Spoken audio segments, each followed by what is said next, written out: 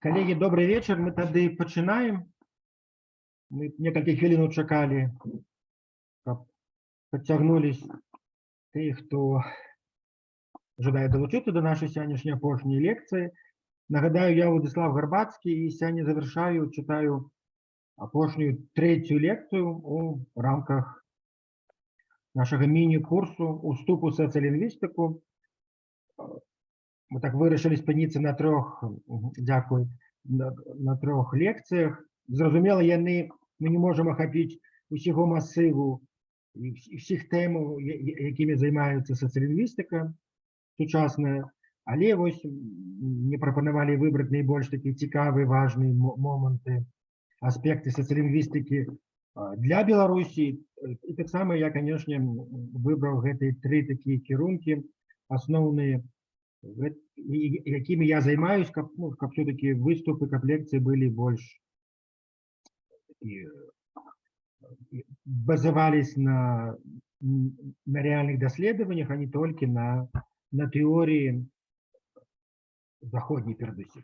Тому, коллеги, сегодня починаем. Я сразу поделюсь экраном, я мою презентацию, как все было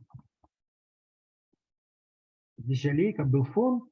Как были малюнки, так само я обещал, сегодня будет, как я в прошлый раз обещал, будет невеличкая гульня, тем лику феминитивы, и кольки год я не занимался этой темой, феминизация белорусской мовы, например, так само феминизация у інших мов, у литовской, французской, например, то каждый раз находят цікавые материалы, я так само поделюсь ими с вами сегодня.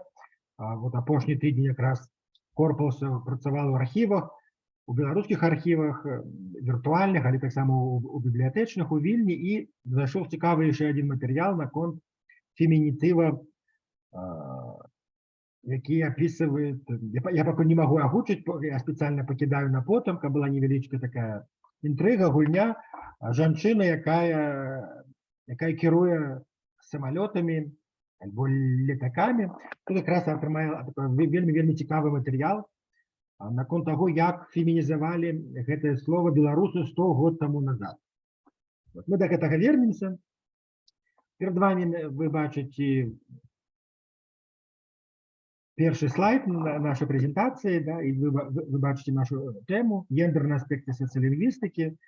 Як я казав на попередніх лекціях, я в соціолінгвістику прийшов не тільки про гендерні дослідження, але передусім про політологію, коли почав займатися питанням мовної політики в Білорусі, як політолог, але поступово мені стало більш цікаво займатися аналізом мови, слова, як під впливом політичним вони міняються, або зникають, правда, або повстають нові слова. Наприклад, в білоруському випадку слово, наприклад, май, травень, правда, как політичне рішення міняється все, і слово, наприклад, травень було маргіналізоване, почали використовувати активне слово май, да, для назви місяця, тоді як у діалектах або у мові поза межами БССР, і так само у діаспори заховався варіант травень.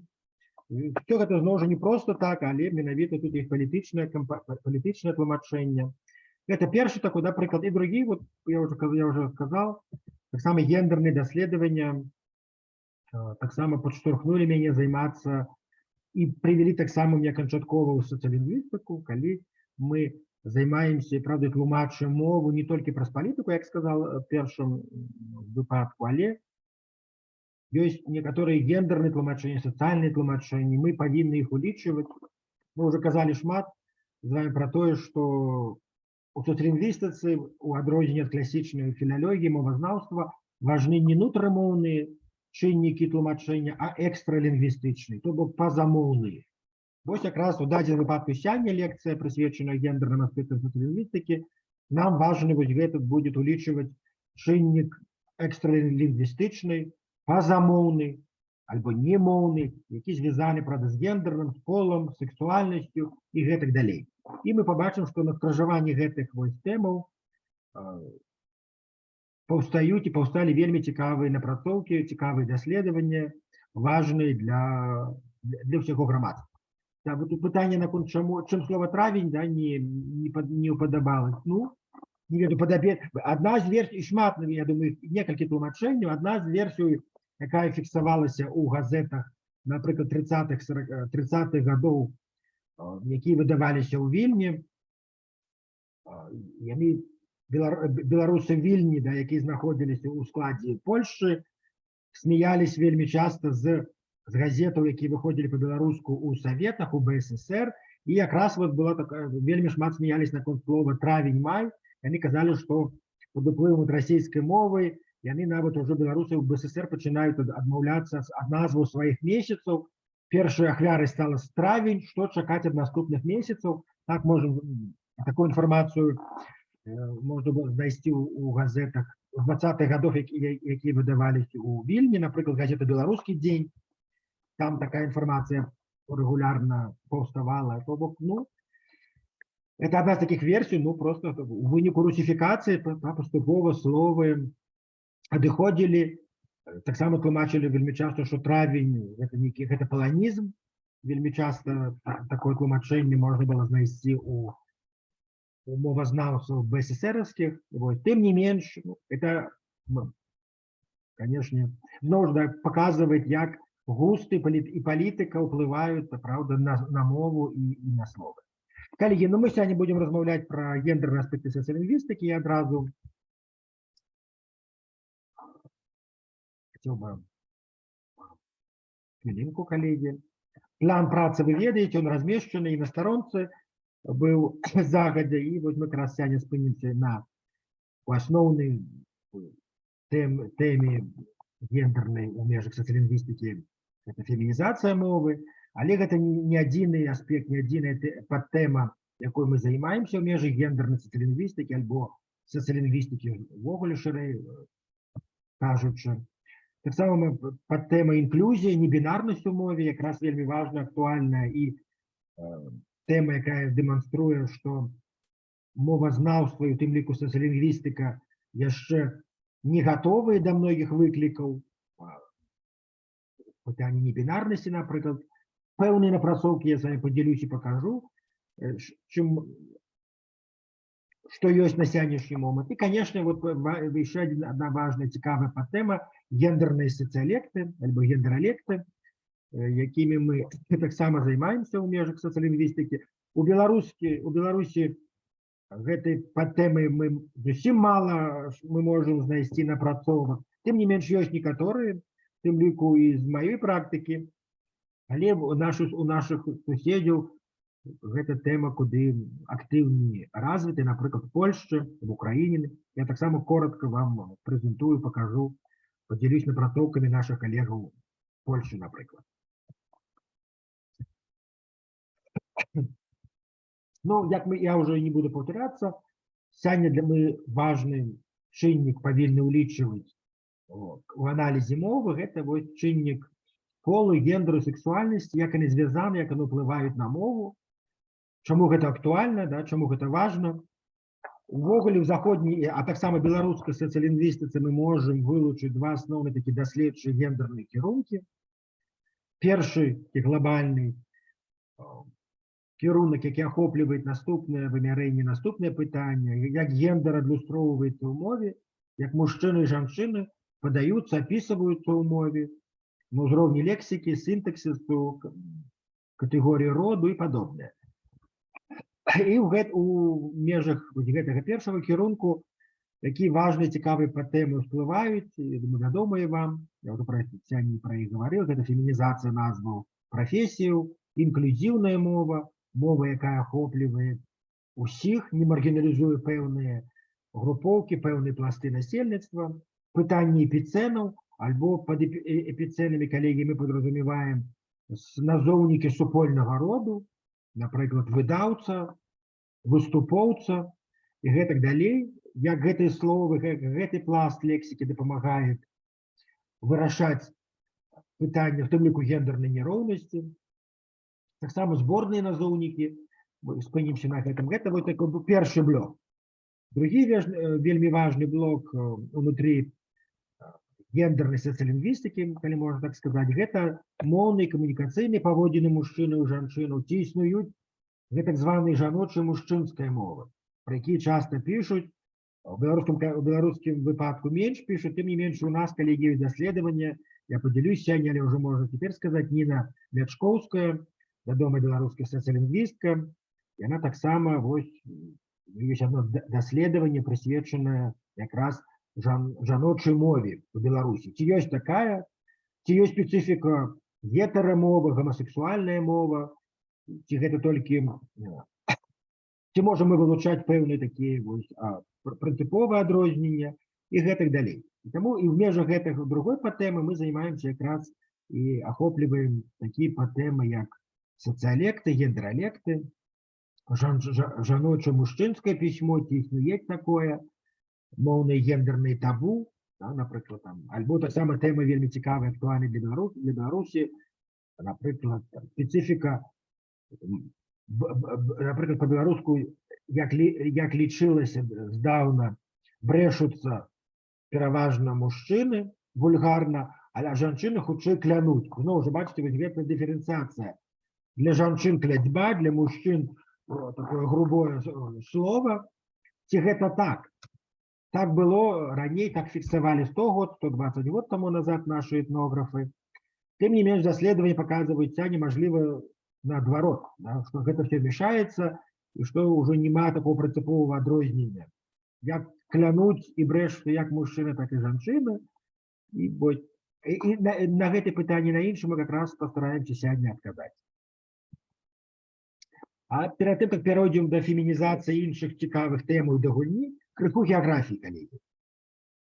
Вот, вы тут так прыблізна, конечно, абрысы вы бачыце Еўропы, правда? Але тут па колерам бачна і тым ліку такая вось нюансы гендернай лінгвістыкі, сацыялінгвістыкі, як увогуле прэзентаваны род гендер у еўрапейскіх мовах. Сінім колерам вы бачыце, прабачце, блакітным колерам вы бачыце тыя краіны, дзе проста няма ўмовы гендернай сістэмы, няма падзелу гендернага на мужчынскі, жаночы і іншы, напрыклад, правда, фінская мова,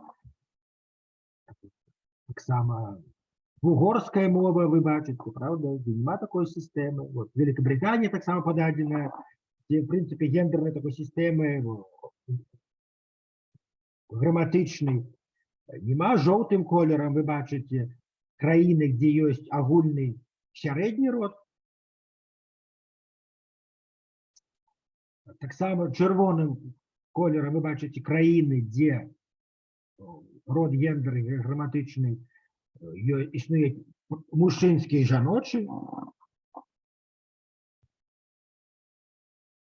Зялёны колер, бачыце, зусім адна краіна, басконская альбо баскская мова, дзе, в прынцыпе, таксама няма гендернай такой сістэмы, падзелу на мужчынскі, жаночы, але вельмі важна тут улічваць тым ліку ў гендерным плане падзел на адушаўлёны і нежывы род. І цёмна-сіні мужчынскі, жаночы, сярэдні род, вы бачыце, это вось мова, в тым ліку беларуская. І таксама адзін кейс цікавы, тут дрэнна бачна, але вы ведаеце, дзе знаходзяцца Нідерланды. Нагадаем, стандартная нідерландская мова мае трохродавую структуру, але якая выйшла ўжо з ужытку на поўнач, она лічыцца архаічнай, але застаецца вельмі жывой у Фляндрыі, у Бельгіі, а таксама на поўдні Нідерландаў. Вы бачыце, мы бачым, як на прыкладзе адной мовы у пэўных дыялектах, у пэўнай мове захоўваецца падзел, у тым ліку гендерны, у некаторых ён ужо выйшаў з ужытку. Далей, калегі, каб крышачку было больш так, каб мы выйшлі па-за рамкі толькі Еўропы, паглядзелі на свет шырэй, колькасць радоў у мовах свету. Тут прыблізна, конечно, калегі, інфармацыя, у нас няма часу спыняцца падрабязна, як это мы бы зрабілі бы ў межах лінгвы геаграфіі, у нас зусім няма часу, тым не менш вельмі коротка. Ёсць мовы, дзе адсутнічаць просто род. Правда, мы уже показалі там мова, напрыклад, басконская, альбо ў арабскіх мовах таксама, в прынцыпе, там вельмі складана парой намацаць граматычны род. Вы бачыце, што жоўтым колерам пазначаны мовы, дзе есть два. Мужчынскі і жаночы род, напрыклад, зноў жа іспанская мова, напрыклад, партугальская, там французская, італійская. Мы бачым аранжавым колерам 3, да, мы можем налічыць 3, там, мужчынскі, жаночы і сярэдні, альбо ніякі, зноў жа расійская мова, польская, да, беларуская мова. Ёсць мовы, дзе 4 чырвоным колерам, вы бачыце, некаторыя мовы індзейцаў Амазоніі, Аўстраліі, у Афрыцы, аж можна налічыць аж 4 граматычных і больш за 4. Ёсць і такія мовы чорным колерам, это мовы афрыканскія, таксама мовы аўстралійскія, дзе таксама, калі мы іх вывучаем, мы павінны ўлічваць, што ёсць не толькі звыклыя нам мадэлі, мужчынскі, жаночы, сярэдні, а яшчэ нейкія пэўныя катэгорыі. Это все показывает, наколькі разнастайная картина гендерная, социолингвистичная, вельмі цікавая. Але, конечно, мы вяртаемся до беларускага поля. Нас цікавіць поле гендернай социолингвістыкі, зноў жа пэўныя арыентыры на ўзроўні імёнаў, на ўзроўні тэкстаў. Важна узгадаць, напрыклад, ужо мы раней працавалі з калегамі, узгадывалі, да, на папярэдніх лекцыях імёны мовазнаўцы Паўленкі, перыяд БССРовскі, адзін з такіх асноўных мовазнаўцаў, які заклаў асновы і гендернай лінгвістыкі беларускай, які напісаў у 1978 годзе манаграфію нарысы па беларускаму словаўтварэнню, жаночай асабовай намінацыі ў старабеларускай мове. Якраз у сваёй працы ён даследаваў і паказаў, ахапіў такую цікавую тэму, як фемінізацыя старабеларускай мовы. У пераходны перыяд вельмі важна ўзгадаць імя Арашонкавай, якая якраз шмат працавала з эпіцэнамі і пашырала спіс назоўнікаў супольнага альбо агульнага роду. Ейны артыкул класічны пра назоўнікі тыпу вынаходца, дарацца, стараста з'яўляецца такім ужо класічным хрэстаматыйным, але я ўсім раю, рэкамендую, хто цікавіцца тэмай гендернай лінгвістыкай, сацыялінгвістыкай, то абавязкова перачытаць гэты класічны тэкст. Ну і на сучасным перыядзе, калегі, варта ўзгадаць такія імёны. Ніна Мячкоўская, ейны цікавы артыкул, яна яго пісала па-ангельску і па-расейску, па-беларуску ён недаступны, мажліва, я памыляюсь, но я ведаю, што в асноўным ён быў даступны па-расейску. Это тэкст «Гендерны аспект этнамоўных калізій, умоўная сітуацыя ў Беларусі 20-го стагоддзя і жаночая мова». Таксама Пескуноў вельмі цікавы артыкул прапанаваў, і які я таксама рэкамендую. «Гендерная роўнасць і граматычная схема». Таксама разважае і працягвае даследаванне пачатае спадарні Арашонкавай і прапануе такую погляд такі свежы на назоўнікі агульнага роду. Таксама зборнік такі англамоўны, але выдадзены беларускімі сацыялінгвісткамі. І Тулус, і Каліта, і Гапеева, і Сівіцкая выдалі такі зборнік па-ангельску «Гендер у мовах». І там падрабязна спынілись на беларускай рэальнасці. Таксама вельмі цікавы тэкст. Таксама еще одно важное эссе Ольги Гапеевой, рекомендую такой легкой форме, але такое социолингвістычнае і літаратурнае эссе «Гульня ў гендер» або «Чаму качкі размаўляюць на лавандавай мове». Яно доступна в інтэрнэце свабодна. Ну і таксама сваё даследаванне таксама дадаў у спіс, прысвечаны фемінізацыі беларускай мовы, сацыялінгвістычнае даследаванне за 19 год. Это такія важныя арыентыры, каб паказаць, што не толькі мы сёння займаемся гэтай тэмай, але у нас былі папярэднікі у перыяд БССРовскі, напрыклад, і займались дадзенай тэмай. Ну і працяг ужо не тэмы беларускай поля гендернай сацыялінгвістыкі, але ўжо мы не спыняемся на імёнах і на тэкстах, а хутчэй на тэмах, якія ляжаць у цэнтры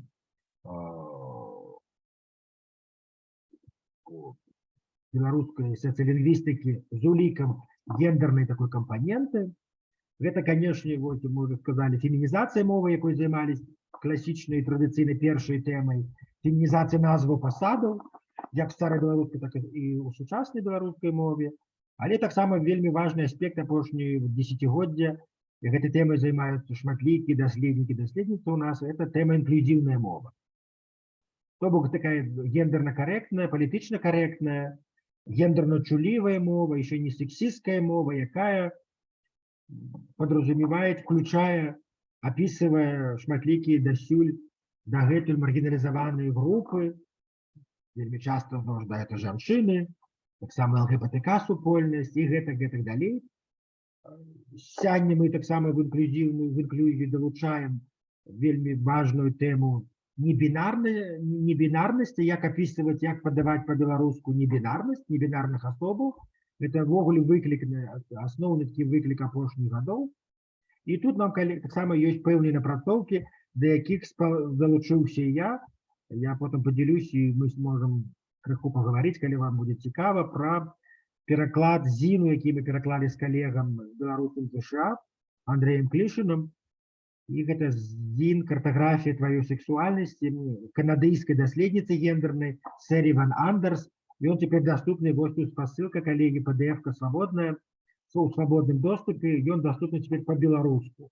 Там якраз, калі пагартаць гэты дзін, ён невялічкі, можна будзе пабачыць, якія асноўныя праблемы, як мы дасюль у адрозненне ад ангельскай ці іншых моваў не можам просто апісаць, падаць, напрыклад, описать одним назоўнікам чалавека небінарнага, нам тут ні мужчынскі, ні жаночы, ні сярэдні род не дапамогуць, а только могуць пакрыўдзіць. Што нам рабіць у такой сітуацыі? Мы пра гэта таксама коротка пагаворым і, можа, клацаем на гэту спасылку і паглядзім, якое выйсце мы з калегам, з перакладнікам, з Андрэем Клішыным прапанавалі. Таксама, калегі, калі у вас пытанні ёсць альбо каментары, вы можете адразу пісаць у чаце альбо здзімаць руку, і мы таксама спынімся і адразу я адкажу на ваши пытанні. Ну, калегі, пакуль няма рук, я не бачу, мы тады ідзем далей. Цэнтральная асноўная тэма, якой мы займаемся ў межах гендернай лінгвістыкі і сацыялінгвістыкі з улікам гендерных аспектаў, гэта фемінізацыя мовы.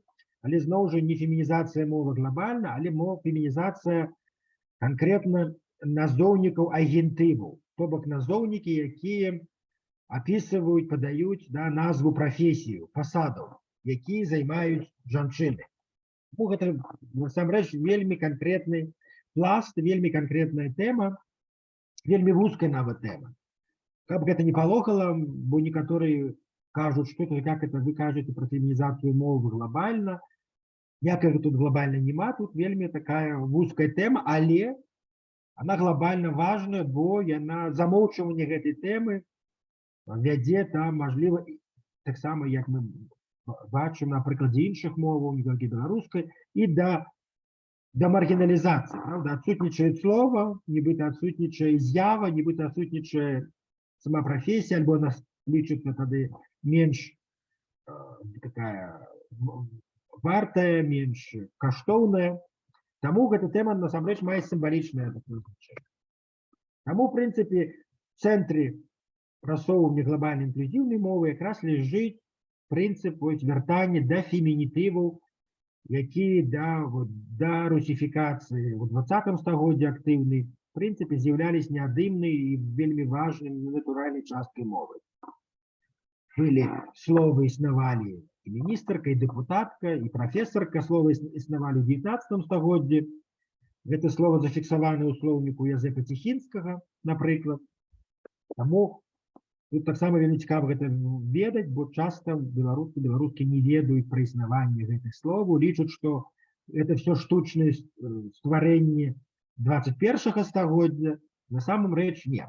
Гэты словы многія існавалі ўжо ў 19 стагоддзі.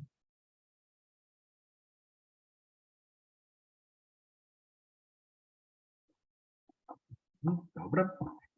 Зараз вернемся, добра, да. Дзякуй за вашу увагу, мы потом вернемся до гэтага зіну таксама. Таксама это, акрамя таго, што мы рэабілітуем, вяртаем і актыўна выкарыстоўваем назвы прафесій у жаночай версіі. Таксама фемінітывы, конечно, варта распаўсюджваць, ужываць не толькі асобна, не толькі адні фемінітывы, але часта нароўні з маскулінітывамі, дзе гэта мажліва, асабліва, конечно, падчас зваротаў публічных, палітычных, да, калі мы звяртаемся, мы кажам да публікі, не просто дарагія калегі, не просто дарагія беларусы, але дарагія беларусы беларускія, і гэтак. Хаця, калі мы і тут бачым, што гэта важны крок, але мы бачым, што з улікам тэмы небінарнай, да, небінарнай мовы, напісання з'явы небінарнасці, мы таксама можам маскулінітывы, фемінітывы не заўсёды дапамагаюць, не заўсёды выраўніваюць сітуацыю. Таму таксама мы павінны гэта улічваць. І, в прынцыпе, асноўная праблема, акрамя уліку з'явы небінарнасці, на якую мы павінны таксама рэагаваць і улічваць, ёсць іншае пытанне да фемінізацыі, гэта як гэта афармляць на пісьме. Праўда, гэта вельмі таксама і асноўная крытыка ў бок фемінізацыі насамрэч ідзе, што гэта ускладняе працэс, мову, тэкст становіцца грувасткі, становіцца немажліва і гэтак далей. І вось перед вами вы бачыце 4 варыянты, як это афармляецца, і дасюль няма адной такой традыцыі, вам выбіраць і вам вызначаць, што будзе ў будучыні. Адзінае, што я магу дакладна сказаць і пагадзіцца, што варта все ж таки прапісваць і мужчынскі, і жаночы род. Як гэта рабіць, это ўжо пытанне формы, пытанне выбору. Як я ўжо сказал, это выбор таксама за вами, за пакаленнямі, якія будуць выкарыстоўваць і пісаць і ўжываць тую ці іншую мадэль.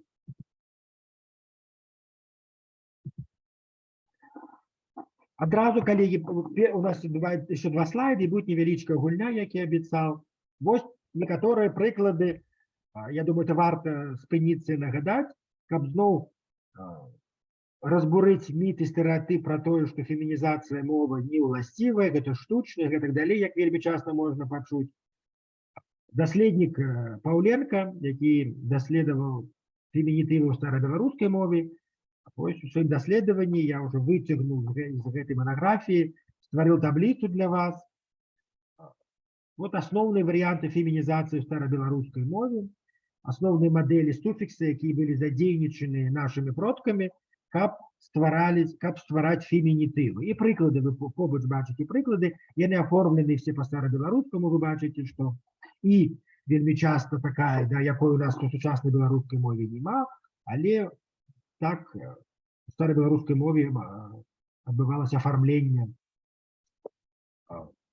Вы бачыце, што суфікс «к» як у мінулым, так і цяпер ён з'яўляецца, в прынцыпе, асноўным суфіксам, які фемінізуе большую частку назву прафесію. Арендатар, арендаторка, да, аптэкар, аптэкарка. Нават уже прыклады з сучаснай беларускай мовы. Вы бачыце тут, што прыклады там шынкарка, карчмітка, поварка, наймітка, і гэтак далей. Гэта все прыклады са старабеларускай. Таксама вельмі актыўным, эфектыўным быў суфікс «ица». Начальница, посадница, скімница, служебница, спросница, челядница, шапочница і гэтак далей. Таксама ница, льница актыўна был задзейнічаны нашими продками. И правительница, и вершительница, и скоморошница, и учительница, и гэтак далей. Таксама стварались фемінітывы з дапамогай імя-чыня. Боярыня, врагіня, до сучаснай мовы кажучы, варагіня, монархіня, мы бачым, нароўні з монархіцы, але быў варыянт і монархіня. Жанчына-монарх, правда? Таксама актыўна, як у мінулым, так гэтак і на сучасным этапе, з'яўляецца суфікс «іха-чыха», карчміха, папежыха, паштарыха, радчыха і гэтак далей.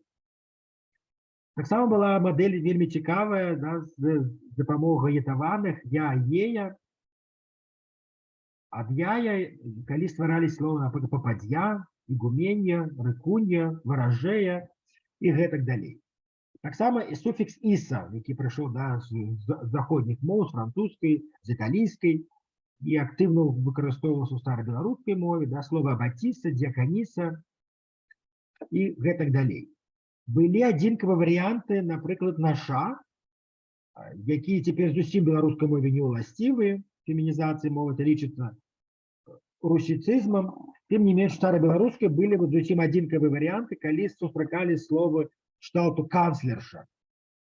Ясно, што не было жанчыны-канцлершы, да, як цяпер канцлерка, мы бы сказали, напрыклад, у дачыненні да гаспадарыні Меркель, былой канцлеркі, але ў старабеларускай мове сустракала слова канцлерша як жонка канцлера. Зразумела, гэта не жанчына, якая выконвала функцыю, але тым не менш. Альбо пераносна тая, хто камандуе, вядзе рэйс дома, у сям'і, кіруе мужам, гэта канцлерша. То бок тут уже пераходзіла, да, значэнне мянялось не толькі жонка канцлера, але і начальніца. І таксама некаторыя выключэнні, якія вы бачыце ў канцы, яны вельмі цікавыя і кур'ёзныя, паказваюць, што фармавались цікавыя фемінітывы, зусім нечаканыя, і якія насамрэч сягоння мы можам выкарыстоўваць, альбо мадэль можам выкарыстоўваць. Напрыклад, слова парадзеля, пароженіца, альбо рабаса. Ад слова рабін, это была жонка рабіна, рабаса. Я ведаю, што на сучасным этапе, калі фемінізавалі слова рабінка, бо узніклі, да, ёсць жанчыны, якія працуюць на рабіна, рабінкі, то адзін з варыянтаў быў таксама вярнуць старабеларускае слова рабаса і называць жанчыну рабінак рабасы. Але, наколькі вядома, пакуль гэта форма застаецца архаічнай і все ж таки перамагае варыянт рабінка. Калі мы вядзем размову пра жанчыну, якая дабілась звання рабінкі альбо рабіна. І, калегі, адразу варыянты сучаснай фемінізацыі беларускай мовы, мы бачым, што, в прынцыпе, яны вельмі часта падобныя. Гэта все я даю спецыяльна адразу, каб у вас был ресурс паказаць вам, як з дапамогай, як тэхнічна ў мове адбываецца гэта фемінізацыя. В прынцыпе, лёгка все адбываецца, але чыннік палітычны мы не забываем, чыннік гендерны мы таксама не можам ігнараваць, ён вельмі часта адкідваецца, і палітычна, да, тлумачуцца пэўныя сітуацыі. Напрыклад, у афіцыйнай беларускай мове на сённяшні момант фемінізацыя назвы пасадаў успрымаецца, калі не негатыўна, то вельмі стрымана, і дасюль у афіцыйнай беларускай мове лічыцца, што у наркамаўцы, што мужчынскі род, ён выступае за генерычны, і ён апісвае все назвы прафесій. Калі мы кажам дырэктар, то гэта і ён, і яна, дырэктар прыйшоў, дырэктар прыйшла, мы толькі уже не праз само слова назву прафесіі паказваем, але іншымі сродкамі паказваем, што размова ідзе пра мужчыну ці пра жанчыну. Такая сітуацыя ў наркамаўцы. У Тарашкевіча сітуацыя іншая, тут больш волі, больш свабоды, і тут больш поля все-таки актыўна выкарыстоўвання фемінітываў. Гэта прынцыповае такое адрозненне, адно з паміж наркамаўкай і Тарашкевічам. І таму, вось, калегі, прыклады вы бачыце, зноў суфікс «ка» асноўны, 80% словаў, фемінітываў фармуюцца ў беларускай мове з дапамогай суфікс «ка». Таксама актыўна на сучасным этапе пачаў задзейнічвацца, да, фармат суфікс «уха», «юха», і бягуха, і каўзуха, і скакуха. Гэтыя паняткі мы можам выкарыстоўваць, асабліва да ў спартовай лексіцы, калі мы апісваем, калі нам важна падаць фемінітыву, спартовыя фемінітывы. Ніца таксама дастаткова актыўны, будаўніца, чараўніца. Іца, як і ў старабеларускай, таксама вельмі прадукцыйны, хаця ёсць шмат стрыманасці, мы будзем пра гэта гаварыць. Таксама, как зноў палітычна, да, сацыяльна гэта стрымліваецца, і людзі саромяцца, баяцца фемінізаваць, напрыклад, генетыца, караліца, як это было старабеларускай, педагогіца, як гэта рабіў Ян Кабрыль і раіў всем, в прынцыпе, астатнім.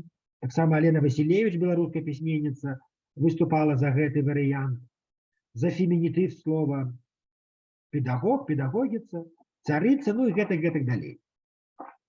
Але варта звернуць увагу на форму, якая архаічная на дадзены момант лічыцца, але ў 20 стагоддзі, асабліва у 20-30 гады, а таксама ў 90-е гады мінулага стагоддзя была спроба аднавіць гэтую мадэль на істая, то бок паводле мадэлі субстантывацыі. Мы бачым анархіст, анархізм, анархістая, альбо анархісты, мужчынскі род анархістая, альбо адказная, беспрацоўная, да? Драматыст, драматыстая, і гэтак далей з дапамогай. Гэта вельмі цікавы варыянт, які, напрыклад, у прэсе беларускай у Вільні заходняя Беларусь в прынцыпе актыўна выкарыстоўвала ў 20-30 гады. Таму гэта не выключэнне, гэта не адзінкавае ўжыванне, гэта досыць такая была традыцыя і практыка. Яна вельмі цікавая, калегі, карысная. Ведаеце, чаму? Бо сёння, калі у нас ёсць выклікі, звязаныя з небінарнасцю, якраз гэтая форма можа нам дапамагчы. Калі мы будзем у множным ліку пісаць анархісты я, то тут падразумеваецца адразу і мужчынскі, і жаночы, і іншы, і тут все вельмі добра, шырока ахопліваецца. Таму гэты варыянт, які ў заняпадзе знаходіцца апошнія дзесяцігоддзя, ён мае зноў жа патэнцыял вялікі. Асабліва ў звязку з тым, я сказаў, з новымі выклікамі, напрыклад, небінарнасці, нам трэба шукаць варыянт, навошта ствараць новы, калі вось ужо, в прынцыпе, варыянт у нас быў, існаваў. Ну і асобныя выпадкі таксама у нас былі, да, жняя, удава, калі існавалі, калі, калегі, большасць словаў, фемінітываў стварались на аснове ўжо існых маскулінітываў, то бок слова мужчынскага роду, то існуюць такія рэдкія словы, якія першымі былі створаныя ў жаночым форме, жняя, удава, хаджая, а ўжо потым ад гэтых варыянтаў стварались маскулінітывы. Удавец, жняяр і гэтак далей, альбо ў дыялектах сутыкаюцца іншыя словы. Вот, калегі, вам ресурс, як гэта было ў мінулым, як гэта ёсць цяпер, і гэта все сведчыць аб тым, што этот ресурс быў вельмі развіты. Тым не менш, калі мы бачым, чытаем в прэсе, да, па-беларуску ці яшчэ дзе, мы бачым, што колькасць фемінітываў малая, рэдкая, і это зноў жа праблема не ў мове, а праблема ў палітычным, сацыяльным нейкім, да, у сацыяльных нейкіх рэчах, альбо таксама ў тым, што нормы стылістычнай расійскай мовы дамінуюць, правда, і застаюцца ў нас у галавах, і тлумачыць, напрыклад, гэта таксама практыку ў наркамаўцы. Я ўжо казаў вам пра наркамаўку, дзе, в прынцыпе, фемінізацыя вельмі стрымана развіваецца, гэта тэма. І, напрыклад, у падручніках наркамаўскіх, у стылістыка беларускай мовы Цікоцкага, якая перавыдавала шмат разоў і на сённяшні момант з'яўляецца таксама добрым такім актыўным арыентырам для наркамаўкі, там просто норма расійскай мовы была взята і прапісана па-беларуску просто. Таму мы павінны все гэта таксама, канешне, улічваць. Калегі, каб не только я говорил, вам не было сумно, я все-таки хочу крышечку погуляться. Мне потребуется ваш удел. У вас есть для этого чат. Я могу вас просить крышечку пописать в чате и пропоновать, а мы потом на некоторых вариантах спынемся, и пропоновать фемінітывы, якія, на вашу думку, варта ўжываць вот до гэтых слоў, якія я вам прапаную. А я потом спынюсь на некоторых словах и покажу вам не просто, як это ёсць, павінна быць, але, мажліва, некаторых кароткіх гісторый раскажу з гэтымі словкамі. Добра? Калегі, вот першае слово кіраўнік. Просто насамрэч, але і не просто. Можна, напишите в чате, калі ласка, як бы вы фемінізавалі гэта слово. Так, дякую. Так, кіраўніца, так. Вот, кіраўніца. Калегі, ці будуць нейкія еще варианты? Я прошу, пишите. Вот, да, кіраўнічка, кіравателька і кіраўнічка, вот, так сапраўды. Гэта вельмі цікава. кіраўніца, кіраўніца, вот, кіраўнічка. В принципе, так, вариант, конечно, да, я думаю, автоматично мы все слушно ствараем, фемінізуем, и это не только мы стваральники, але это існуе уже у мове, у текстах, да, кіраўніца, але я таксама удзячны тым, хто написал вариант кіраўнічка, бо таксама вельмі часто сустракаецца, і хоць я заўважаю, што, напрыклад, мовазнаўцы, в тым ліку Вечорка, змагаецца супраць гэтага кіраўнічка, рекомендуют выживать скорее кіраўніца, але мы не павінны забывать, что да, есть такая традиция, как диаспорная, и в диаспоре, и в прессе, и устно вельмі часто сустракаецца вариант кіраўнічка. Тому ну, шкода адмаўляцца, калі такая есть традиция. Так, конечно, видать, вариант кіраўніца доминуя, але есть и вариант кіраўнічка, якая вось как бы нам рекомендуют подбегать многие мовознавцы, да, которые занимаются культурой мовы. Тем не менш, вось я патлумачу, мне здаецца, цікава, мы не можем забывать и игноровать напрацоўкі дыяспорные. Вот. Кіравателька, да, такой вариант таксама цікавы, але такой редко сустракаецца, але чаму и не. Вот. Коллеги, идем далее. Слово философ. Як бы вы феминизовали слово философ?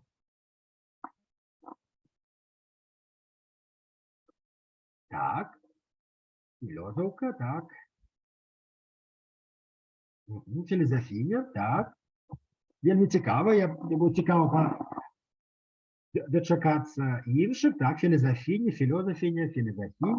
философка. Философка, так, дякую. Так. Ось. Я написал и такие варианты, які, в принципе, сустракалися і у філізафіні. Дякую, колеги. Вось, дякую за все варианты. Вы бачите, что гэта варыятыўнасць, это вельмі важно, вельмі цікава. Традыцыйна, гістарычна, філософка сустракалась першым вельмі актыўна, напрыклад, паміж двумя войнамі, паміж першай сусветнай і другой сусветнай войнамі, у прэсе, напрыклад, у беларускай прэсе Вільні, таксама у слоўніку Янкі Станкевіча мы сустракаем філософка. Але потым у 90-е гады, калі уже падчас адновы, да, незалежнасці, этот вариант знік, філософка. І сапраўды, калі пачалі выбіраць слово новое, выйшаў на першае месца філазафіня, альбо яшчэ один рэдкі вариант філазафіца. Але вариант філазафіня дамінуе. Ён вядзе рэй. Але насамрэч, ну, не ведаю, варианты есть, да, и гістарычна, якія склаліся як філософка, але есть варианты, якія цяпер пакаленне маладыя, маладзейшыя выбіраюць і актыўна выкарыстоўваюць. Гэта як вот філазафіня, выкарыстоўваюць суфікс іня. Конечно, коллеги, будучыня пакажа, такі варыянт будзе дамінаваць канчаткова, будзе прызначаны як нормы. На дадзены момент вот існуе такая варыятыўнасць. І мы далей шукаем норму, коллеги, ствараем мы. Вы ствараеце норму, як вы будете актыўна выкарыстоўваць, пісаць, агучваць нейкі варыянт, ён потым, мажліва, праз 5, 7, 10 год, як это звычайно адбываецца, можа стаць нормай. Таму, коллеги, все залежыць ад вас. Я кажу, я зноў уже вернусь до того варианту, что я калі там абапіраюсь на вариант філософка, суффикс «ка», тому что «ка» таксама вельмі эффектыўны быў, да, універсальны, плюс многие тексты, якія писали про жанчыну-філософаў, напрыклад, про Ганну Арэнд писали філософка.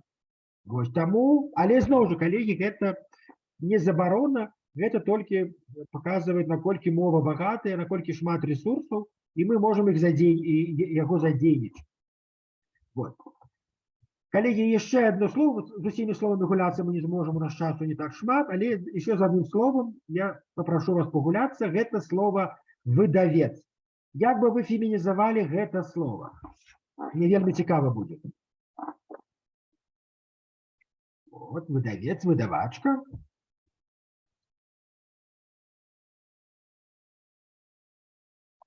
Выдаўчыха, выдаўніца. Так. Коллеги, будут еще варианты?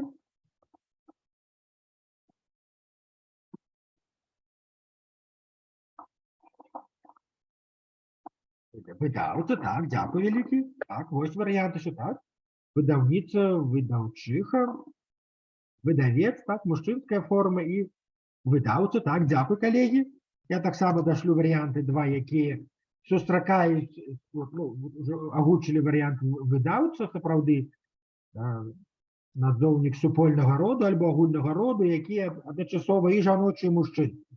Універсальны такая вельмі форма, але яшчэ ў дыяспоре існавала варыянт выдаўчыня. Беларусы в США, калі друкавалі свои газеты, они часто писали выдаўчыня. Теперь мы гэта таксама назіраем в украінскай мове. Украінцы таксама выкарыстоўваюць вельмі часто выдаўчыня. Але гэта такой кур'ёзны момант, але тым не менш, які был задзейнічаны 50-е, 60-е гады мінулага стагоддзя беларусамі, беларускамі дыяспорай.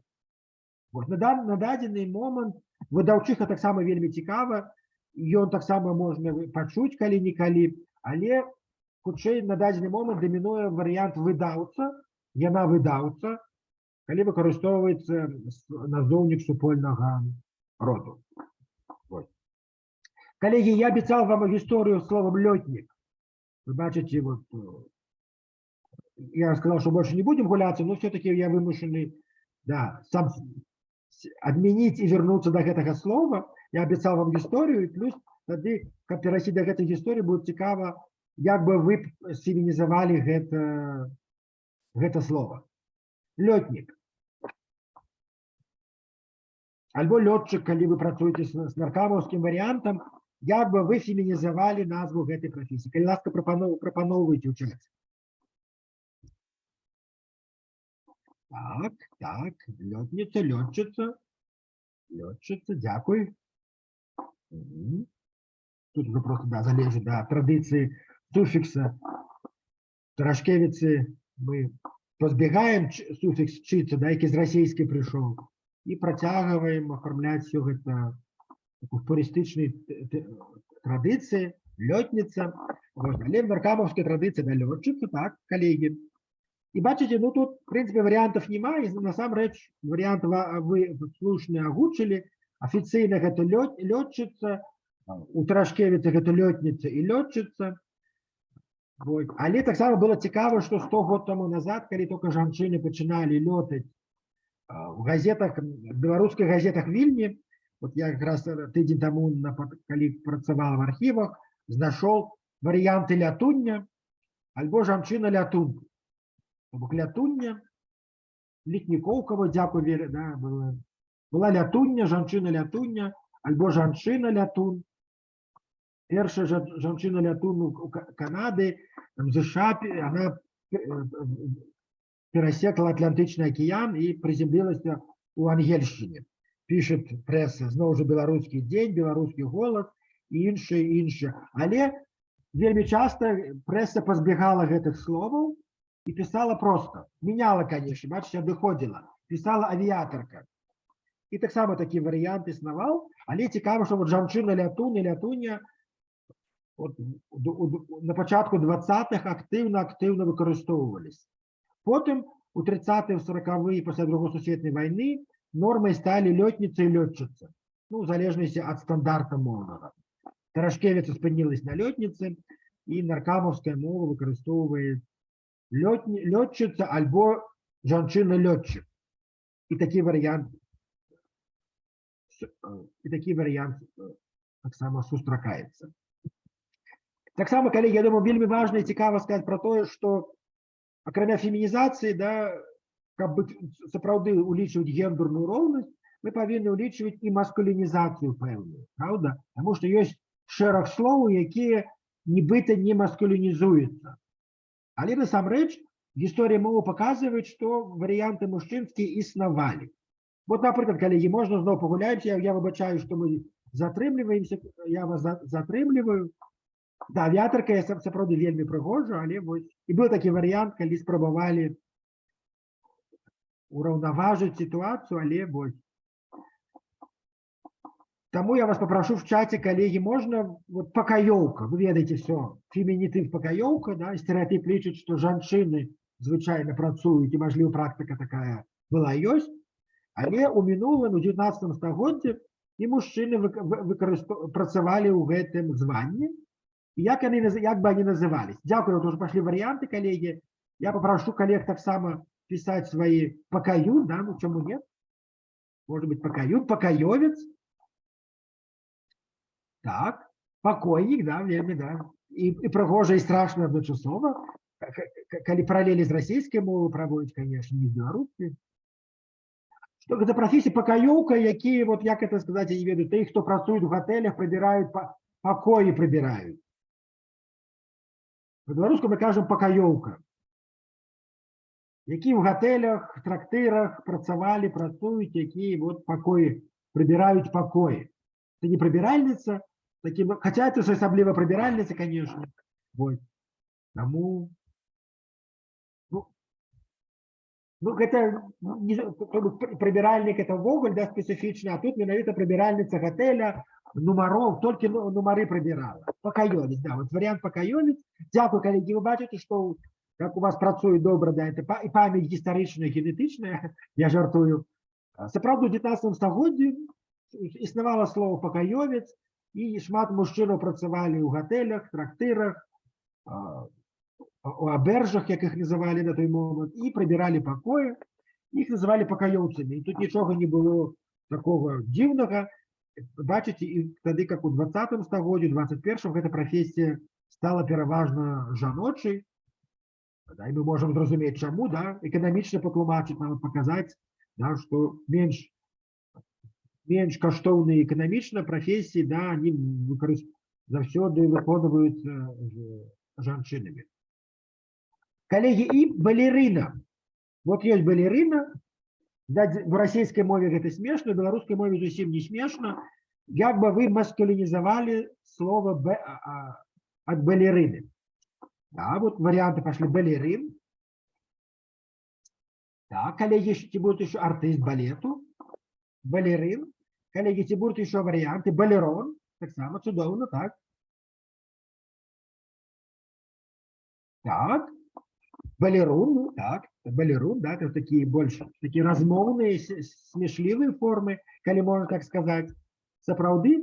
Але вот вариант балерон и был выше еще какой был вариант балерон, балерин, вот как раз эти варианты існавалі так само. 100 год тому фиксовались по-беларуску балерон и балерин. Так само, тогда как в российской мове эти слова, конечно, немажливые, але в белорусской мове балерин и балерон дазваляльные, хотя, конечно, в наркамовские словники они не запускаются, эти слова, и не вот. Тогда як вот практики, словники, газеты 100 год тому, это так само и існавало. Суффикс у слове балерина, балерон, белорусский, это не зусім, конечно, это белорусский, але он уже обелорусился. Балерина, балерон, с французской мовы, да, уплыву французской мовы. Альбо, коллеги, тому это не зусім белорусский, але просто обелорусился к этому слову.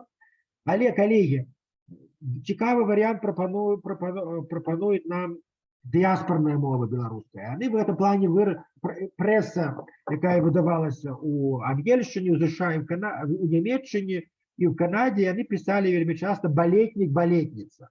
И они выходили, отмовлялись от этих слов балерин, балерона и писали просто балетник, балетница. И таким чином спрабавалі вырашыць эту проблему немилагучности, смешности, гэтак далей. Тому зноў же вот еще спробы, как можно, да, вырашаць проблему, да, как можно задейничивать гений мовы. Коллеги, бачите, цивилизация мовы, мускулинизация, это вельми важно и цікаво, и гуляться, и задейничать. Мы бачим, что досюль есть проблемы, некоторые соромятся, боятся, альбо не ведают, как это робить. Я вам показал, пропоновал ресурс, да, який існував в старобелорусской и теперешней мове, и вам это можно, в принципе, досить легко теперь, вы можете это робить. Да, балятун, так само, чему нет, да, мы можем гуляться, мова, она дозволяет нам гуляться. Але ці станет гэта нормой. Гэта ўжо іншае пытанне, іншы важны этап. Таксама у нас тут калега ёсць, якая сказала, што ёй цікава, да, як фемінізаваць бы вашу прафесію. В беларускай мове ёсць спакойны адказ, да, ваша прафесія, напрыклад, по-беларуску как фізік, фізіца. І гэты варыянт, які прапаноўвалі, і в тым ліку падтрымліваў і Ян Кабрэль, і, в прынцыпе, у размоўнай мове і таксама мова дыялектная і мова дыяспорная падхоплівала гэту традыцыю. І апошні, конечно, цікавы прыклад, я думаю, паказвае, што гэта беларускі суфікс «іца», чаму яго і не выкарыстоўваць. Узгадаем, як дзеці в школах раней жартліва называлі всіх настаўнікаў, настаўніцаў беларускай альбо іншых курсаў. Правда?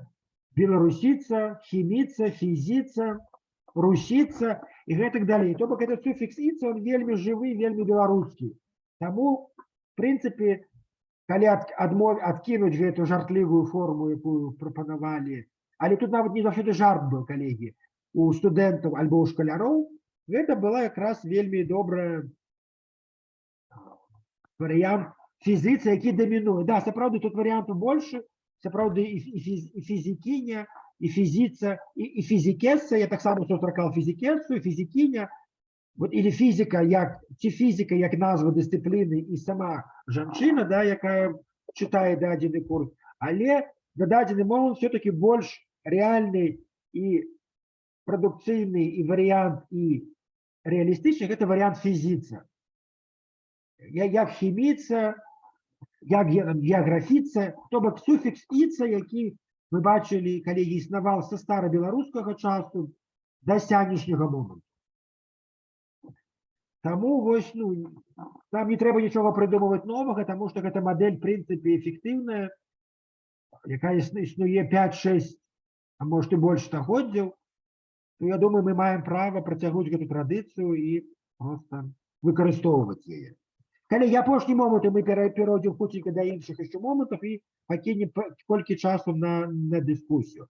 Вы бачыце, тут я пакінуў варыянты спецыяльна цікавыя прыклады кавярка, друкарка. Чаму я гэта зрабіў? Гэта яшчэ раз паказвае, наколькі фемінізацыя тэма важная і старая, але мы часта гэтага не заўважаем. На дадзены момант словы кавярка і друкарка, я думаю, вы ведаеце, што яны азначаюць. Перадусім, гэты словы маюць некалькі значэнняў. Але першае значэнне, правда, слова друкарка, я думаю, вы самі можете мне сказаць, што такое друкарка.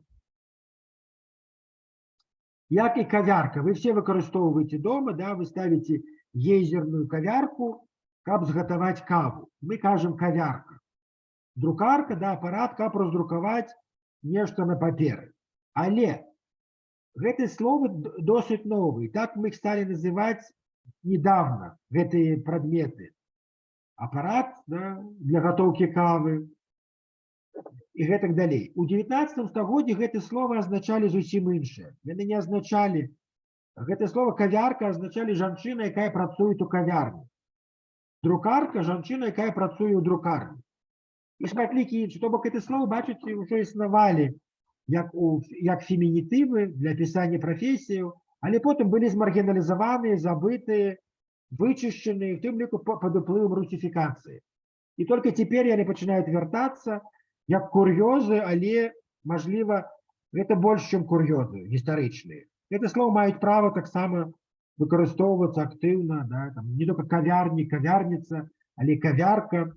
Зноў жа, практыка і як вы будете выкарыстоўваць гэтыя словы, так і будзе. Таму все зноў жа залежыць, калегі, ад вас. І такіх слоў яшчэ больш, тут просто такія прыклады я хацеў прывесці, каб вам стала, каб мы задумались і паглядзелі, как словы меняются и меняют значение, але так адбываецца, конечно, под уплывам сацыяльным, палітычным перадусім. Само слово по сабе не памірае, калі мы ему не дапамагаем.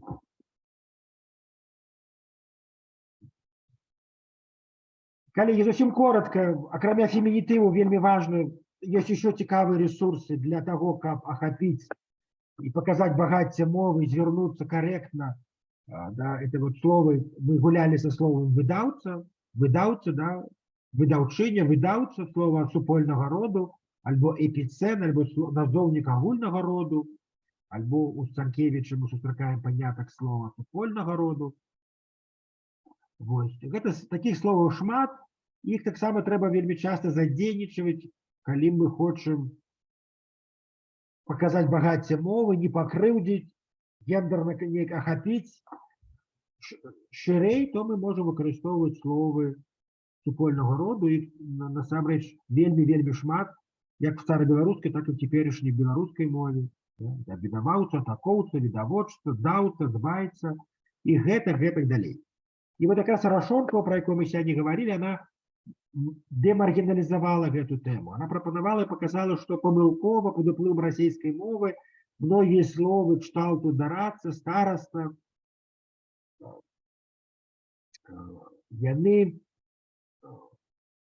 былі штучна пераведзены толькі у мужчынскі род. Гэты словы, насамрэч, якія сфармаваны на аснове дзеяслова, яны аўтаматычна павінны быць супольнага роду, мужчынскага і жаночага адначасова.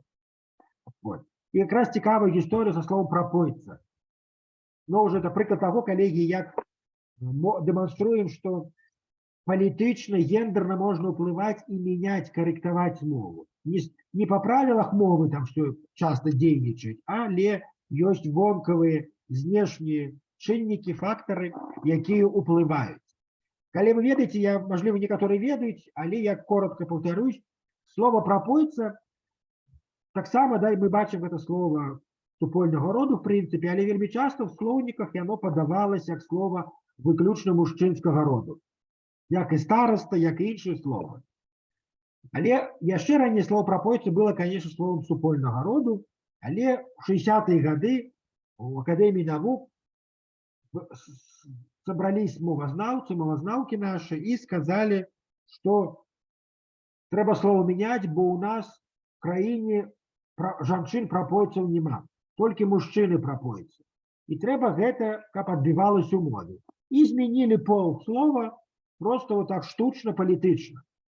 Вот еще цікавый прыклад, як слово меняет пол под уплывам палітычным, под уплывам сацыяльным перадусім. Таксама вельмі важны момант, калегі, это выкарыстанне зборных назоўнікаў. Акрамя фемінітываў на слово супольнага роду, для інклюзіі нам могуць дапамагчы словы зборныя назоўнікі. Напрыклад, мы кажам спадарства, чытацтва, студэнцтва, каб не казаць, напрыклад, студэнты і студэнткі. Каб скараціць перадусім, але таксама, калегі, это вельмі важны момант, які можа нам дапамагчы, калі мы працуем з гэтымі выклікамі, якія я ўжо сёння, пра якія я сёння сказаў, напрыклад, выклікі, звязаныя з небінарнасцю. Калі мы скажам паважанае студэнцтва, мы ахопліваем всіх, мы нікога не пакрыўдзім такім парадкам. Калі ж мы кажам, дарагія студэнты і студэнткі, то мы пакрыўдзім небінарных асобаў. Таму вось яшчэ адзін цікавы ресурс, які ёсць у мове, не до конца распрацаваны, і, мажліва, варта з ім працаваць далей, і які таксама, в прынцыпе, ёсць ужо ў мове здаўна, і які можа нам дапамагчы адказаць на новыя выклікі, на новыя пытанні. І калі я завершаю, тэма падпункт была прысвечана таксама гендерным сацыялектам. Гэта вельмі маргінальная тэма ў беларускай сацыялінгвістыцы, в прынцыпе, ёй амаль ніхто не займаецца. Пэўныя напрацоўкі з экспедыцыю прывозяць некаторыя даследнікі, даследніцы, тым ліку з калегамі, пісьменнікамі, з пісьменніцамі абменьваемся такімі напрацоўкамі. Ольга Гапеева, з паэткай беларускай, з пісьменніцы, пра якую я сёння узгадаваў. Таксама мои пэўныя напрацоўкі показывают, что ёсць некаторы цікавы матэрыял у сферы гендералектаў. Сацыялекты, нагадаем, што гэта такое, это сукупнасць такіх моўных асаблівасцяў, якія ўласцівыя нейкай групе сацыяльнай. Могуць быць вайскоўцы, могуць быць турэмнікі, шкаляры, але тут еще сацыялект не проста ў звязцы з гендернымі асаблівасцямі. Гэта то, што мы называем гендералектам. И вот в Польше есть цікаве дослідження, хто читає по-польську, хто в Польщі знаходиться, язик укриття, якраз записаний соціолект геїв. Вельми цікаве дослідження Томаша Лукаша Новака, там цікавий масив, шмат лексемаў собрадзена. У нас, конечно, только невялічкія напрацоўкі ёсць, і вот я могу поделиться. Минулый раз я про гэта уже казал, коллеги. Я только такі зусім крышечку прыкладаў прыводзіў, бо у нас часу нема. Таксама записывал с початку 20-х стагоддзя такой социолект беларускіх геяў, да, які часто расійскамоўны, але выкарыстоўваюць спецыяльна беларускія словы, каб схавацца, каб іх не зразумелі. Таксама вельмі цікавая з'ява, правда? І вот, напрыклад, слово качка, мы ведаем качку як птушка, але качка это еще означает гей. Напрыклад, они кажут, там качки прилетели. Это означает, что там пришли некие геи. Правда, коли сказать геи на всю кавярню, то ну, это может притягнуть увагу. Тому яны выкарыстоўваюць специально словы вось такого плану и плюс по-беларуску. Вот. Это таксама такие прыклады зусім невялічкія, и показывают, что в принципе и в беларускіх реалиях ёсць цікавы матэрыял, які трэба даследаваць, які чакае сваіх спецыялістаў і спецыялістак. Вот. Напрыканцы літаратура, якая вам зможа дапамагчы пашырыць веды менавіта па гендернай тэме унутры сацыялінгвістыкі, альбо па гендернай, альбо ўвогуле, калі вы цікавіцеся гендернай лингвистикой и социолингвистикой в приватности, то вось менавіта с белорусским контекстом, коллеги. Коли вам цікавый контекст ангельский, французский, польский, то тут, конечно, потребуется и іншая литература. Я вам сумысля подал литературу хаотически белорусского контексту. И в самом конце вы бачите вот как раз Зин Сэри Ван Андерс, картография твоей эффектуальности. У нас нема шмат часу, але калі у нас будут пытанні, мы на гэтым спынемся.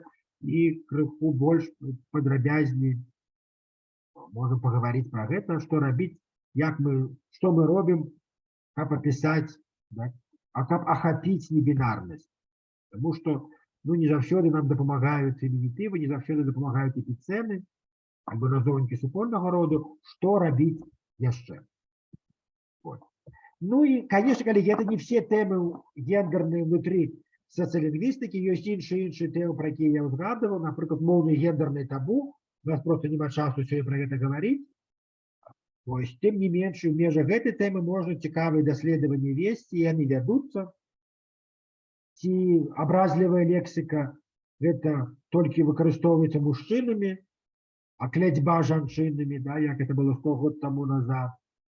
Мои даследования показывают, что теперь все смешалось, тут гендерная ровность досягнута, брэшуцца аднолькава як мужчыны і жанчыны і клянуць таксама аднолькава як мужчыны і жанчыны.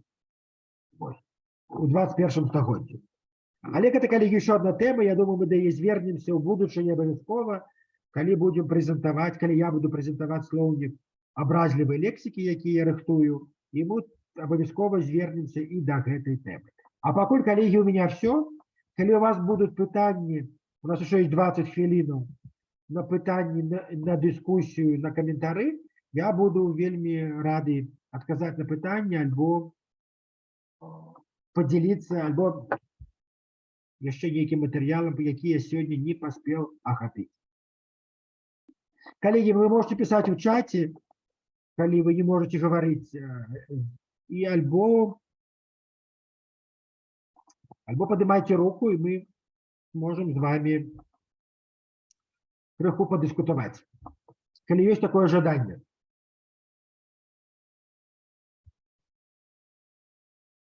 Коллеги, я так само, покуль вы рыхтуете, да, калі ласка.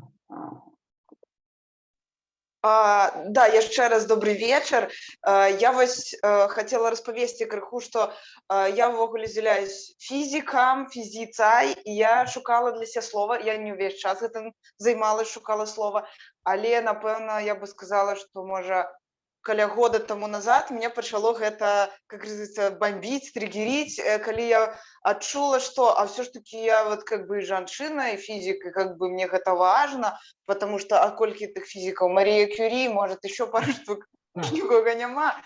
І я пачала шукаць слова. І вось як я вам написала, я нават рабіла такую апытанку на кшталт сацыяльных сетках, як бы вы назвалі жанчыну-фізіка.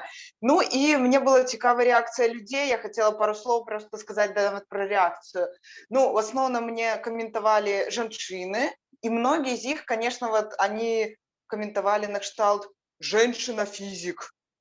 Типа физик не мае женского рода, типа что ты это хочешь, да, ну как бы. И наставница, со мне комментовали некие наставницы знаёмые, и я такая думаю, ничего себе, знаешь, все яны вось гэтай системе закомплексаваныя, як бы нават, ну, бояться паглядзець со стороны вось по-іншаму. Мне цікава написала девочка, якая философ, ну, як бы философіня, не ведаю, як назвать.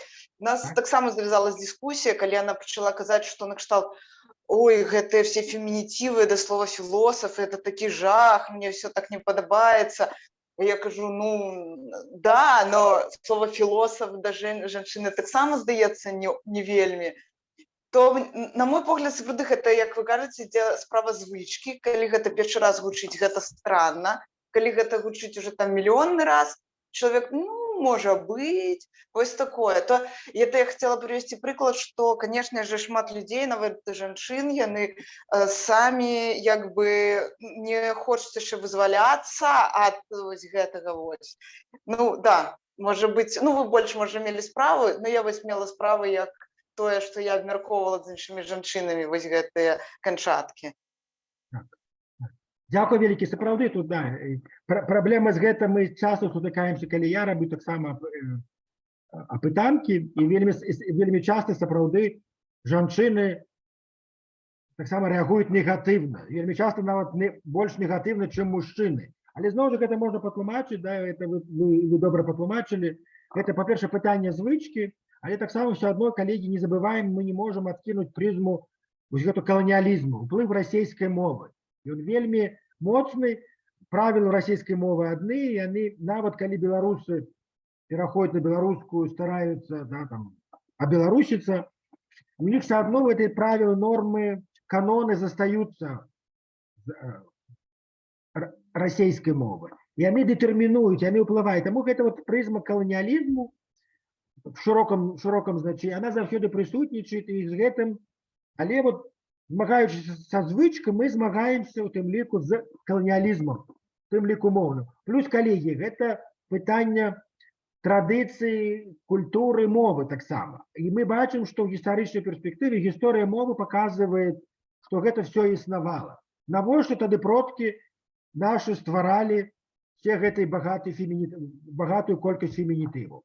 Чаму з кожным стагоддзям, не зважаючы на маргіналізацыю беларускай мовы, пэўныя стагоддзі, правда, 17-18 стагоддзя, 19 з канца 17-го.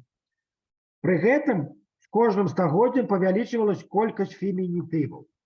Навошта гэта? Чаму? Каб гэта было не патрэбна, нават в умовах маргіналізацыі, правда, гэта продкі нашы працягвалі ствараць словы, бо з'яўлялись новыя прафесіі, новыя выклікі, жанчыны эмансіпавались, жанчыны выконывалі многія працы прафесіі, і першая рэакцыя мовы і людзей, і в тым ліку мужчынаў, якія, да, нібыта кансерватыўны, нібыта не на баку фемінізму, яны называлі жанчыну сваімі словамі, сваімі імёнамі, то бок фемінітывамі.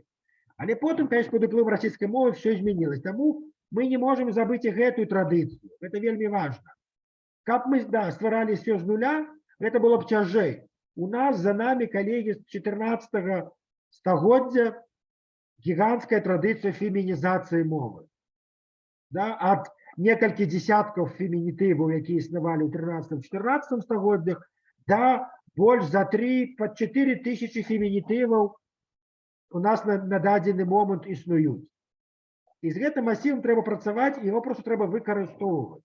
І таму вось якраз ваш каментар, тут не ведаю, тут Светіць напісана, Света, мажліва. Ваш якраз каментар... Так, Света, так. Света, дзякуй. Якраз ваш каментар вельмі дзякую, вельмі важны і цікавы. Якраз паказвае, што бачыце, вы задалі сабе гэта пытанне. Вы поставілі сабе гэта пытанне, чаму я вот фізик і чаму меня называюць мужчынскім, я не ведаю, словам, назоўнікам. Але есть частка жанчын, якія прынцыпова стаяць дасюль за вот я акадэмік, я не акадэміня, я не акадэміца, і, канешне, мы павінны ўлічваць і гэту, канешне, калегі, думку. Гэты падыход. Але пры гэтым шмат тых, хто фемінізуе і хоча, плюс мова гэта робіць стаўна. Таму мы, я думаю, не крыўдзім нікога, мы просто аднаўляем, выкарыстоўваем той ресурс, які был у мове, ёсць. Мы працягваем просто яго выкарыстоўваць, інакш, ну, просто это такія асновы культуры мовы, разумееце? Мы адмаўляемся ад гэтага, завтра мы адмовімся яшчэ, мы і так, правда, шмат ад чаго адмаўляемся. Мы отмовились, там, не ведаю, от Менска стали Минском. Что завтра? А завтра просто перейдем на іншую мову, на российскую. Тому это все важные ориентиры, это, коллеги, это знак прыгажости, богатства мовы. Это так само про это шмат пишут как раз лингвисты, социолингвисты, которые кажут про прыгажость, про эстетичный бок, про разностайность мовы. Тому але, конечно, это, да, это и пытание звычки. Коллеги, еще будут некие комментарии, заўвагі, прапановы, пожаданні? Там есть пытанне ў чаце. А, зараз пагляджу, ага. Прабачце, коллеги.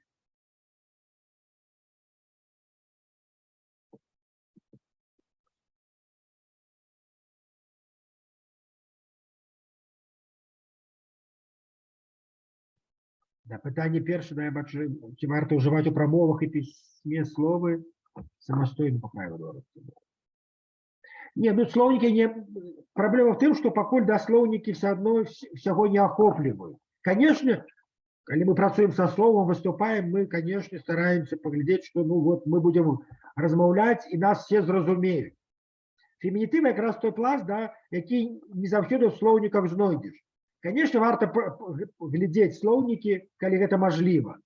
Але не все словы гэта існуюць там. Напрыклад, вот педагогіцы слова, якое прапанаваў Ян Кабрыль, яго ў слоўніках няма дасюль.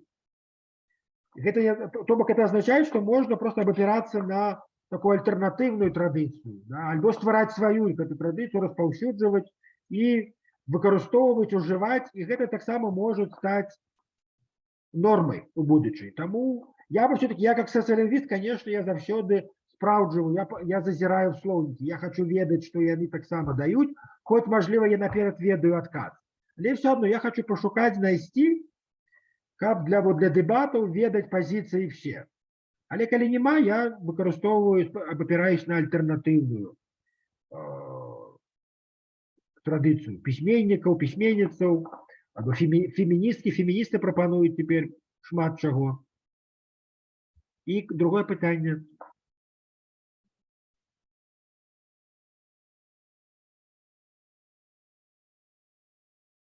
Пробачьте, коллеги, не могу прочитать.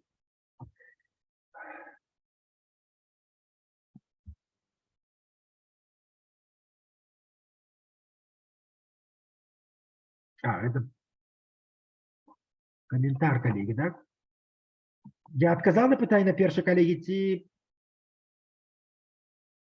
Это было пытанне у Мары. Добре. Дякую, коллеги. Яшчэ у нас еще 10 хвілінаў, каб мы, мажліва, выкарысталі іх напоўніцу. Ці будуць яшчэ нейкія заўвагі, пытанні, прапановы. Мажліва, што-небудзь незразумела было сказано сёння.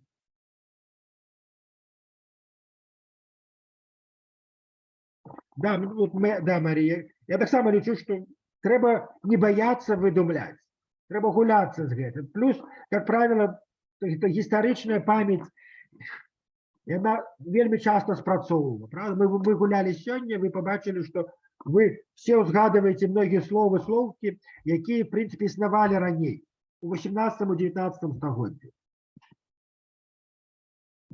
Коллеги, покуль вы, может, у нас час, крыху есть часу, коли вы думаете, мажліва, пытанне, я хотел просто поделиться еще вельмі коротко одним слайдом. які вам будуць цікавыя. Тут просто как раз з нагоды таго, што сёлета мы адзначаем 140 год, да, з дня нараджэння, 140 год, правильно? Да, Вацлава Ластоўскага.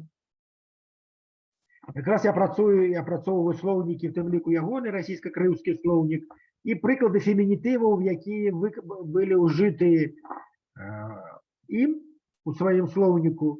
Ёсць вельмі цікавыя, кур'ёзныя, ёсць дзіўныя, такія архаічныя, якія ўжо, конечно, не выкарыстоўваюцца, але тым не менш ёсць вельмі таксама цікавыя фемінітывы.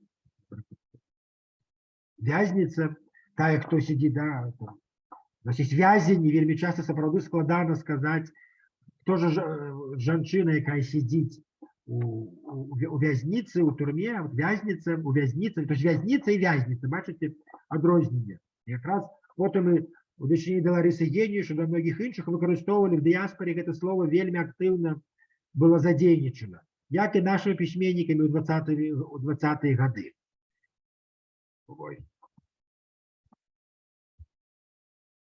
Ёсць у него таксама і русізмы, да, і праступніца, і гэтак іншыя, але ёсць таксама сапраўды цікавыя варыянты. Іх не шмат, тым не менш у ягоным слоўніку можна знайсці пэўную такую колькасць фемінітываў, вельмі часта якія адрозніваюцца, якіх няма ў іншых слоўніках. І мы, калегі, працавалі з маскулінітывам, я пакажу яшчэ некаторыя прыклады, да, для вас. Вот вы казалі пакаёўка, пакаёўнік і пакаёвіц, еще варыянт таксама, які існаваў. Таксама існаваў варыянт павітун, павітуха, і былі мужчыны-павітуны. То бок, разумееце, такія вельмі цікавыя, кур'ёзныя моманты. Да, Света, калі ласка, у вас рука. Так, я хотела яшчэ вось запытаць такое, што ну, я, шчыра кажучы, просто не лінгвіст, то есть я далёка ад гэтай тэмы. І на мой погляд, вось гэта ужыванне, напрыклад, больш фемінітываў, яно мусіць неяк паўдзейнічаць і на грамадства. Вось, і я хацела бы зразумець, што вось як на ваш погляд, то на мою думку гэта была такая думка, што калі больш жанчын будуць, напрыклад, называць сябе фізіца, хіміца, то і для іх будзе гонар з'яўляцца жанчынай і ўладальніцай вось гэтай як бы прафесіі. Вось, ну і такім чынам будзе больш такіх людзей. Вось, то цікава, ці вот пару слоў про такую залежнасць, которую вось вы назіралі. Так, я как не мовазнаўца, класічны сацыялінгвіст, я заўсёды пра гэта кажу, чаму я займаюся фемінізацыяй, выкарыстанне фемінітываў, якраз гэта вельмі важна сімвалічна. Гэта не толькі моўна, эстэтычна, мы паказваем, дэманструем разнастайнасць багацця нашай мовы. Гэта ўжо важна. Але таксама это перадусім сімвалічна важна для грамадства, для жанчынаў, сапраўды, каб мы іх называлі сваімі імёнамі, словамі. Таму што, ведаеце, якраз больш 100 год таму назад адзін датскі лінгвіст сказаў, што адсутнасць назву альбо слову фемінітываў, альбо слову, які апісваюць жанчыну ў слоўніках, гэта вядзе да адсутнасці правоў у кодэксах. У межах гэтай цытаты я бы заўсёды таксама працую і думаю пра гэта. Нема слова, няма чалавека, няма прафесіі, альбо яна, можна ее описывать, смеяться, недооценивать и мало платить. Сапраўды, калі мы намацаваем слово, прописываем, это такое пэўнае послание для будучыні. Это будут, правда, читать, бачыць слово прописанное чорным по белым, и дети, дзяўчаты, хлопцы бачаць, что прописано ў роўнай ступені всех этой профессии, что жанчыны, як і мужчыны, маюць доступ до гэтых профессий. Гэта таксама сімвалічна, вельмі педагагічна, вельмі важна. Дзеці тады бачаць, арыентуюцца, дзяўчаты развіваюцца аднолькава, як хлопцы, яны рэагуюць, што вось свет даступны лётніцы, да, жанчыны-летуны, фізіцы, хіміцы і гэтак далей. Чаму нет, ім все мажліва выбраць. Таму гэта сімвалічна вельмі важная роля. Эмансіпатарская роля таксама вельмі важна. Таму, конечно, вот я зноў жа узгадаю, я уже не буду паўтарацца, з гэтай класічнай цытаты. Адсутнасць слова ў слоўніку жаночых вядзе да адсутнасці правоў у кодэксах. Я з гэтым 100%, 1000% пагаджаюсь, калегі. Таму наша місія сацыялінгвістаў, у тым ліку сацыялінгвістак, опрацаваць, разбіць стэрэатыпы сацыяльныя, да, палітычныя, паказаць, што да, беларусы расійскамоўныя яны маюць права пра гэта дэбатаваць, але яны не маюць права несці нормы расійскай мовы беларускую мову. У тым ліку, што датычыць стылістыкі, культуры мовы. Што датычыць таксама фемінізацыі мовы. У нас розныя традыцыі, у нас розныя шляхі, і тут трэба правесці гэтую мяжу лінію. Вот. Мы можам все размаўляць, але ёсць правілы, ёсць традыцыі, і таму. Спадзяюся, это я адказаў на ваше пытанне. Добра, калегі, у нас 2-3 хвіліны застаюцца, калі ёсць яшчэ жаданне пракаментаваць альбо паставіць пытанне, калі ласка. Я нагадаю толькі, што у будучыні гэтыя все лекцыі будуць выкладзены ў YouTube, і вы зможаце прагледзець, калі вы раптам адсутнічалі і не маглі папрысутнічаць на нашых сустрэчах, таксама пракаментаваць, альбо напісаць свае пытанні. Альбо там, альбо вы это можете зрабіць мне на пошту. Таму я яшчэ раз вельмі ўдзячны як арганізатаркам, так і арганізатарам, так і ўсім прысутным. Дзякуй вялікі за тое, што далучылись сёння. Я спадзяюся, мы яшчэ сустрэнемся ў межах нейкіх іншых праектаў альбо ў межах іншых лекцыяў публічных, і мы зможам падэбатаваць і наконт фемінізацыі, і наконт іншых цікавых тэмаў. Калі ласка, пішыце мне, у вас ёсць мой email, ён на прэзентацыях таксама ёсць пазначаны, калі у вас ёсць пытанні. Таксама я падзялюсь всеми прэзентацыямі, і арганізатаркі таксама потым падзеляцца всеми спасылкамі і прэзентацыямі, з якімі вы зможаце пазнаёміцца самастойна.